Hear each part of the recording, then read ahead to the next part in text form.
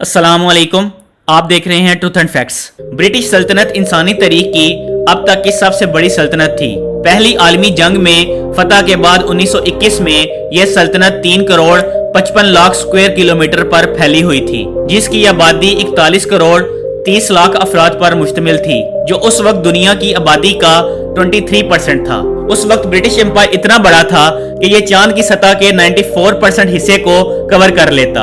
ये वो सल्तनत थी जिसमें कभी सूरज गरूब नहीं होता था, क्योंकि इस एम्पायर में कहीं ना कहीं सूरज की रोशनी हर वक्त रहती थी।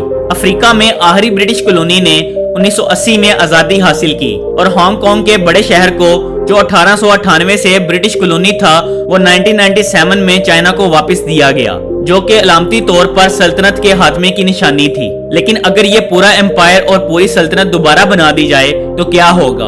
अगर आज सब अंग्रेज दोबारा इकट्ठे हो जाएं तो इसमें कुल 64 मुल्क शामिल होंगे और क्वीन एलिजाबेथ अपनी जिंदगी के दौरान किसी वक्त इन मुल्कों में से आधे से ज्यादा की मलिका रह चुकी हैं। ये एम्पायर मौजूदा यूनाइटेड किंगडम से 144 गुना बड़ा होगा और 40 गुना ज्यादा आबादी पर मुश्तमिल होगा। जमीन के एरिया की 1/4 आबादी बरतानवी सल्तनत की होगी, जिसका मतलब ये होगा कि जमीन पर मौजूद लोगों में से 40% लोग इस ब्रिटिश एम्पायर के शहरी होंगे, जो कि 1921 के मुकाबले में दुनिया की आबादी का एक बहुत बड़ा हिस्सा होगा। इतने बड़े इलाके के साथ और इतने ज्यादा लोगों के साथ ब्रिटिश एम्पायर का जीडीपी 14 ट्रिलियन डॉलर्स होगा, जो दूसरी सबसे बड़ी इकोनॉमी होगी। लेकिन सल्तनत में एक नाकाबिले यकीन हद तक गरीब आबादी भी होगी, जिसका एवरेज शहरी सिर्फ $5000 सालाना कमाता होगा। और ब्रिटिश सल्तनत के पास दुनिया की सबसे बड़ी आर्मी होगी, जिसमें 50 लाख एक्टिव ड्यूटी सोल्जर्स होंगे। बरतानवी सल्तनत की आबादी रोमन और मंगोल दोनों सल्तनतों से ज्यादा होगी।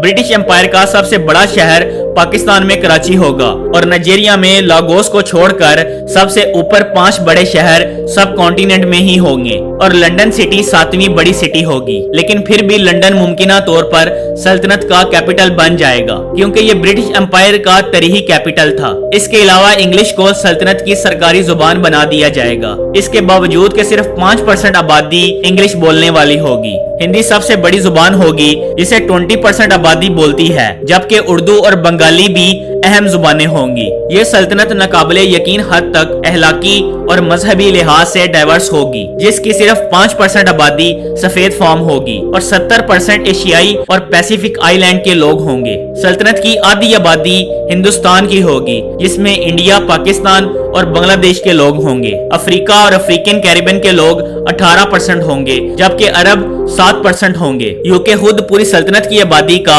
सिर्फ 2.4% होगा। हिंदू मजहब की आबादी 40% होगी। उसके बाद दूसरे नंबर पर इस्लाम मजहब के लोग होंगे, जिनकी आबादी 33% होगी। उसके बाद क्रिश्चियन 19%, बुद्धिज्म 3%, सिख 0.8%, ज्यूज यहूदी 0.2%, एथियस्ट और नॉन बिलीवर्स 2% और दूसरे मजहब के लोग 2.2% होंगे। दिलचस्प बात यह है कि अगर आप अमेरिका से 13 कॉलोनीज को भी वापस ब्रिटिश एम्पायर में शामिल कर लें तो इससे एम्पायर की जीडीपी 60 ट्रिलियन डॉलर से भी ज्यादा हो जाएगी, जो कि इन कॉलोनीज को शामिल करने से पहले पूरी एम्पायर का 47% जीडीपी के बराबर है। अगर ऐसा हुआ तो ये 13 कॉलोनीज ब्रिटिश एम्पायर का सबसे कीमती कब्जा बन जाएंगी। लेकिन सवाल ये है कि क्या अमेरिका ऐसा होने देगा?